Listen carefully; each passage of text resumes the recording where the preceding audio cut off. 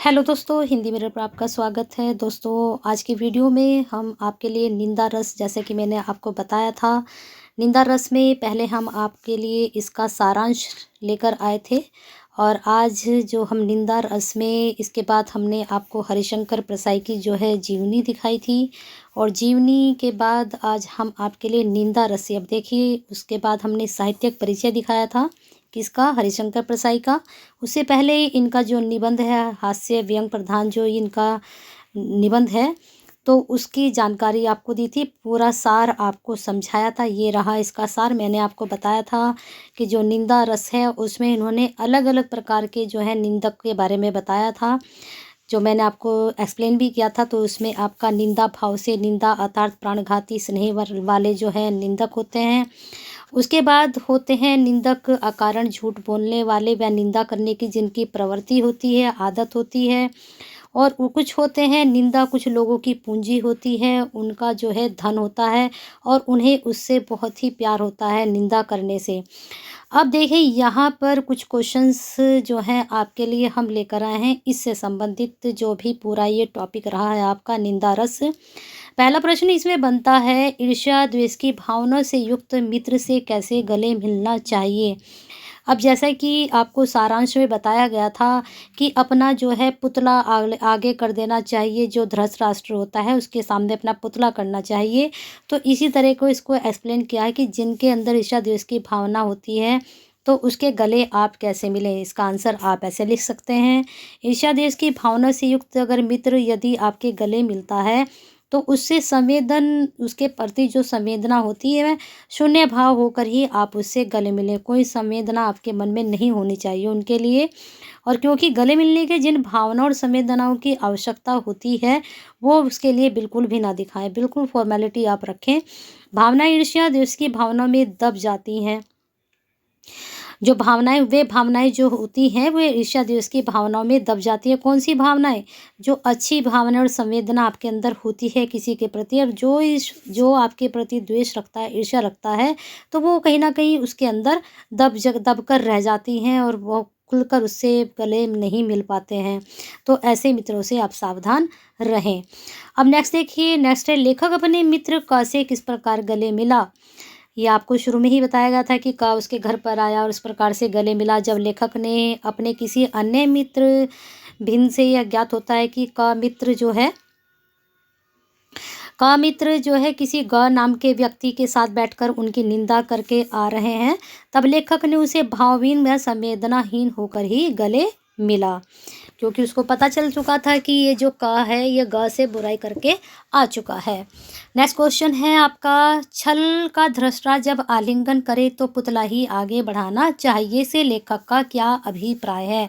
जो आंसर मैंने भी दो समझाए, बिल्कुल वही आंसर यहाँ पर भी लग सकता है कि लेखक कहता है कि जिस प्रकार धृतराष्ट्र ने ईर्ष्या द्वेष के कारण भीम के पुतली के भीम समझकर नष्ट कर दिया था, उसी प्रकार धृतराष्ट्र के समान जो छली व कपटी व्यक्ति होते हैं, तो उनसे आप गले मिले तो अपनी भावनाओं को और अपनी संवेदनाओं को बिल्कुल बाहर रख दें और उसके जो गले मिले, बिल्कुल ऐसे मिले कि आप बिल्कुल पुतले हैं, आपके अंदर कोई भावना नहीं, कोई संवेदना नहीं उसके प्रति।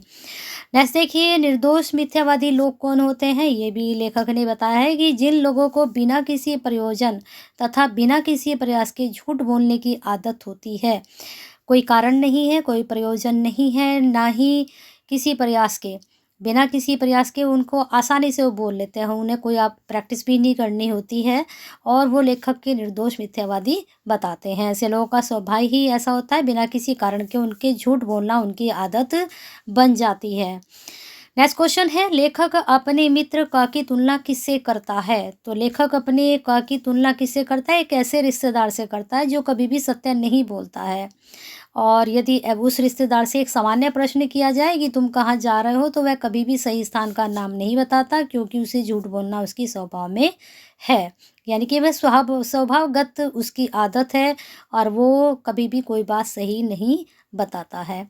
नेक्स्ट क्वेश्चन है, लेखक का निंदक मित्र उसके विरोधियों की निंदा किस प्रकार करता है। लेखक का निंदक कौन है? वो जो क है, और वो जो उसके मित्र होते हैं, लेखक के मित्र होते हैं, उसके मित्र हैं, तो वो उनकी जो है विरोधी जो होते हैं, उनकी निंदा किस प्रकार करता है। तो जिस प्रकार कोई मजदूर लकड़ी काटने वाली आरा मशीन के सामने लट्ठा खिसकाता जाता है और मशीन लकड़ी को चीरती जाती है, ठीक उसी प्रकार लेखक का निंदक मित्र उसकी विरोधियों को अपनी निंदा रूपी मशीन से काटता जाता है। कहने का तात्पर्य यह है कि लेखक के जो विरोधी थे वो एक का नाम लेता जाता है। एकक जैसे लकड़ी के लट्ठे को हम एक एक करके लगाते जाते हैं आरा मशीन में, ऐसे ही वो एकक का नाम लेता जाता है। और यहाँ पर जो का उनका मित्र है वो एक आरा मशीन है और वह सबका जो है काट करता चला जाता है। नेक्स्ट क्वेश्चन पकड़ते हैं। लेखक अपनी विरोधियों की निंदा सुनकर किस प्रकार आनंदित होता है। अब जब लेखक के जो विरोधी हैं उनकी निंदा हो रही है का के द्वारा, तो लेखक के मन में क्या आता है कि लेखक अपने विरोधियों की निंदा सुनकर बहुत ही आनंदित होता है। जिस प्रकार रणभूमि में योद्धा को अपने दुश्मनों को एक के बाद एक कटा देखकर आत्मसंतोष व आनंद मिलता है, तो लेखक को भी कहीं ना कहीं इस प्रकार का आनंद मिलता है। कहाँ तो वो का के लिए बोल रहा था कि बहुत निंदा कैसे होते हैं वैसे होते हैं, तो यहाँ लेखक ने भी अपने आप को वहीं खड़ा पाया।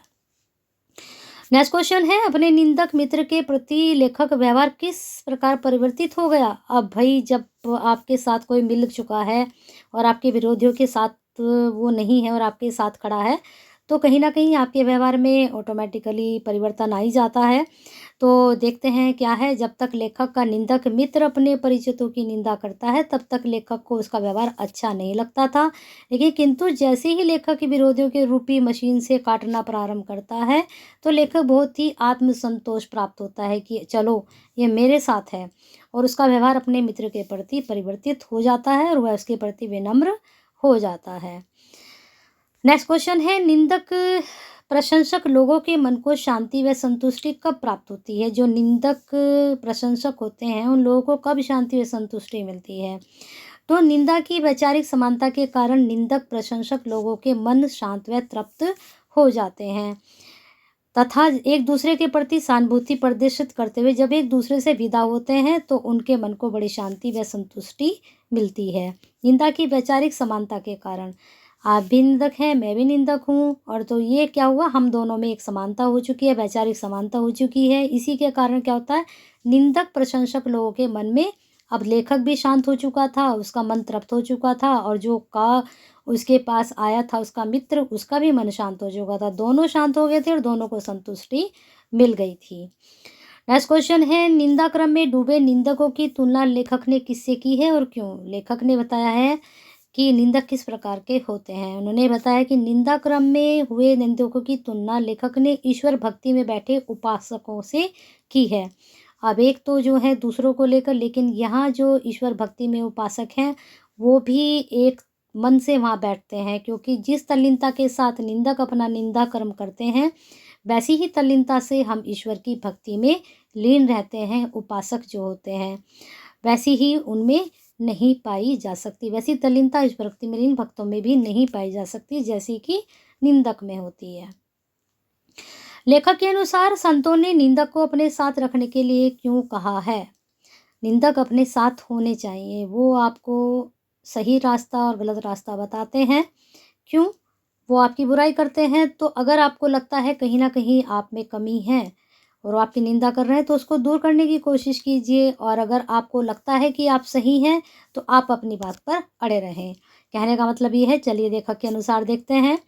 निंदकों की निंदा क्रम में तल्लीनता, एकाग्रता और परस्पर शुद्ध स्नेह भाव में डूबे होने के स्वभाव के कारण ही संतों ने निंदक को अपने साथ रखने के लिए कहा है। आगे देखते हैं, लेखक जो है मिशनरी निंदक किसे कहता है। मिशनरी निंदक किसको कहा गया है लेखक के द्वारा।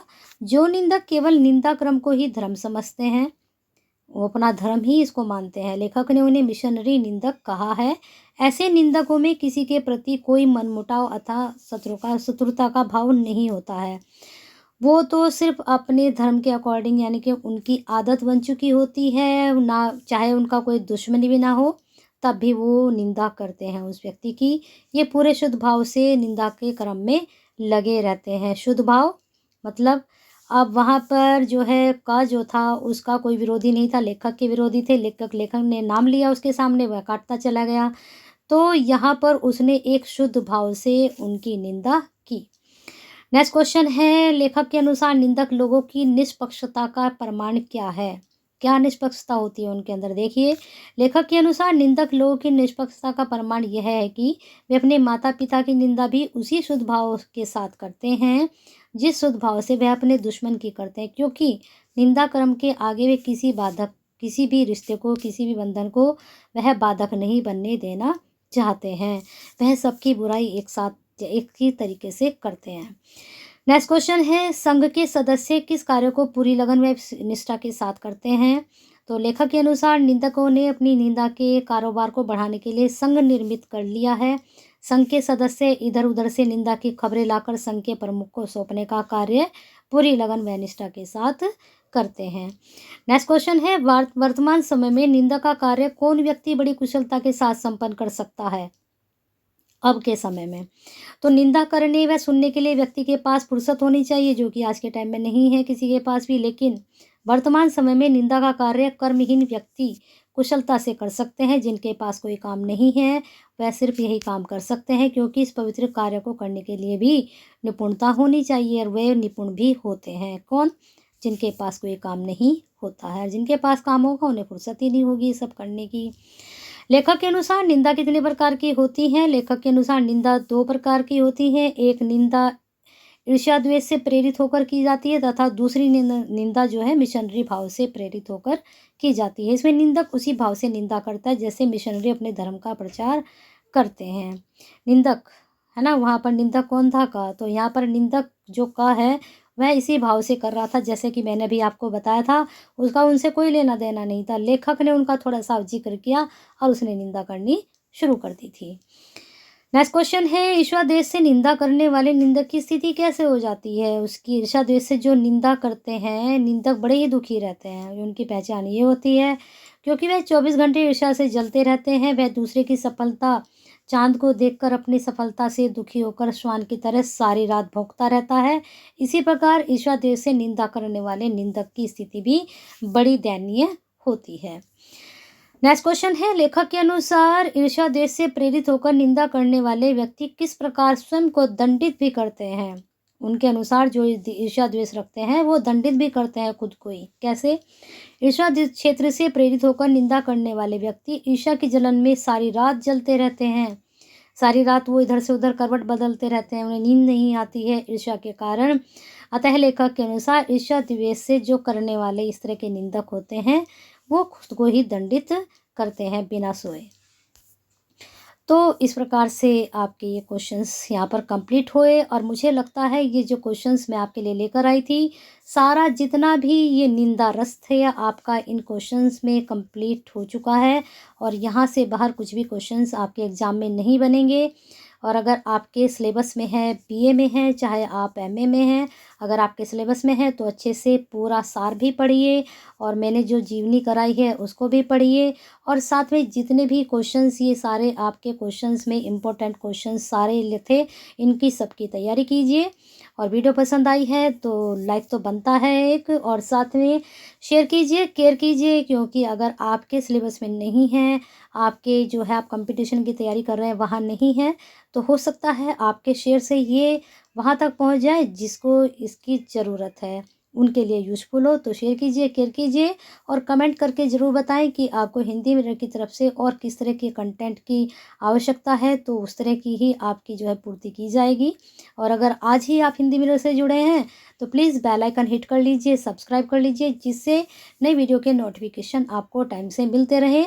जैसे कि आपको पता है हिंदी मिरर एक परिपाटी से नहीं बंधा हुआ है, जो भी आपके लिए यूज़फुल होता है वह सभी कंटेंट आप तक टाइम से पहुंचाता है हिंदी मिरर। तो बने रहिए हिंदी मिरर के साथ, अपना प्यार और साथ ऐसे ही बनाइए। लाइक कीजिए, शेयर कीजिए, केयर कीजिए, और साथ में कमेंट भी कीजिए।